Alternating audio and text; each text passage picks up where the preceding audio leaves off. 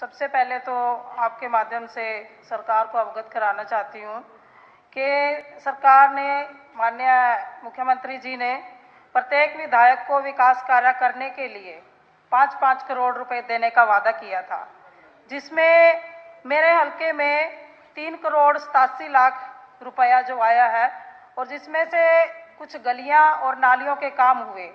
और जो पेंडिंग काम है, चाहे वो भवन का है, अंबेडकर भवन का है, एससी चौपाल का है, जनरल चौपाल का है, आज तक भी वो काम नहीं हो पाए। या तो मैं कहना चाहूँगी कि जो हमारे अधिकारी वहाँ पे बैठे हुए हैं वो ठेकेदारों को मतलब उनका टेंडर नहीं देना चाहते, और आज तक भी उनका टेंडर नहीं लगाया। तो मेरे जो हल्के के विकास कार्य हैं वो ऐसे ही पेंडिंग पड़े हैं, और आपसे अनुरोध भी करूँगी कि जो बकाया राशि है उस राशि को भी देके मेरे हल्के का जो है विकास करवाया जाए, क्योंकि मेरा हल्का जो है वह सढौरा पिछड़ा हुआ क्षेत्र है और उसमें बहुत ज़्यादा विकास की ज़रूरत है, जो कि अभी तक वहाँ पे नहीं किया गया। दूसरा मैं कहना चाहूँगी आपसे कि जो अभी सरपंचों का मुद्दा उठा, हमारा सरपंच गांव का मुखिया होता है, तो हमारे सरपंचों के लिए जो 5-5 लाख विकास काम के लिए घोषणा की सीएम साहब ने, मैं चाहती हूं कि सरपंचों को इस 5 लाख की बजाय 20 लाख के काम करने को उनको इजाजत दें, ताकि वो अपने गांव का विकास ज़्यादा से ज़्यादा करवा सके। तीसरा अध्यक्ष जी, एक मैं कहना चाहूँगी कि बेसहारा पशुओं का, जो कि जिसकी वजह से कहीं भी जाओ आए दिन हम सड़कों पे देखते हैं बेसहारा पशु घूमते हैं, उनकी वजह से आए दिन एक्सीडेंट होते हैं, जिससे जान माल की हानि होती है और उन पशुओं को भी नुकसान होता है और किसानों को भी नुकसान होता है इन बेसहारा पशुओं से, जिससे किसानों की जो है वो फसल खराब होती है। उनके लिए उचित प्रावधान करके उनको रखा जाए। और अध्यक्ष जी, जो कल बारिश और ओलावृष्टि हुई उसकी वजह से हमारे किसान साथियों को फसलों का बहुत बड़ा नुकसान हुआ, तो मैं आपके माध्यम से माननीय मुख्यमंत्री जी को कहना चाहूँगी कि उचित गिरदावरी करके इन किसान साथियों को उचित मुआवजा दिया जाए ताकि उनकी भरपाई हो सके। और अध्यक्ष जी, मैं हर सेशन में अपने हल्के की जो पुलों की समस्या है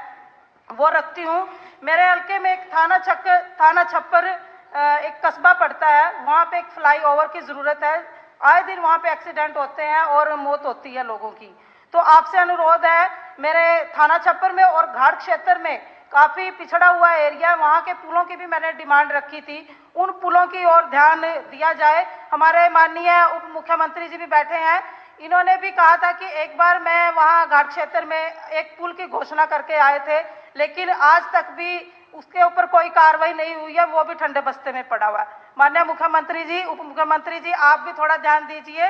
ताकि हल्का जो सढौरा क्षेत्र है उसका पिछड़ापन दूर किया जाए। और पानी की समस्या,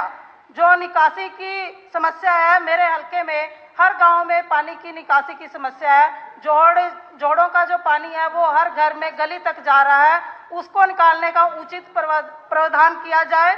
और एक मैं आपके माध्यम से कहना चाहूँगी कि एक जो सरकार द्वारा माननीय उप मुख्यमंत्री जी बैठे हैं और हमारे यहाँ पंचायत मिनिस्टर भी थे, तो एक खेतों का जो कच्चे रास्तों की योजना चलाई थी कि खेतों को कच्चे रास्ते से जोड़ा जाए, लेकिन मैं कहना चाहूँगी कि अक्टूबर में जब मैंने पता किया, अक्टूबर में मेरे हल्के के उन खेतों के रास्तों का फंड आया, लेकिन 4-5 महीने के बाद भी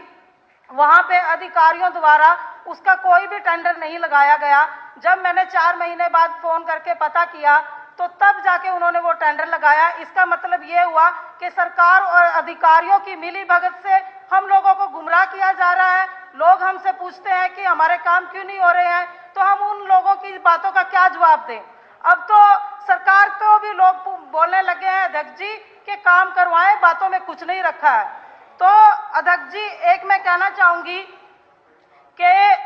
6 अक्टूबर 2020 को सीएम साहब ने आश्वासन दिया था कि जो पीटी समायोजित किया जाएगा उनको, लेकिन आज तक भी वो पीटीआई टीचर हमारे धरने पर बैठे हुए हैं, लेकिन उनकी एक भी बात नहीं सुनी गई, ना ही उनको समायोजित किया गया। तो माननीय मुख्यमंत्री जी से मेरा अनुरोध है कि उन पीटीआई टीचरों को समायोजित करके उनको दोबारा से वापस रखा जाए। और एक अध्यक्ष जी, अपना किसानों के लिए मैं कहना चाहूंगी, अपना जो सरकार की तरफ से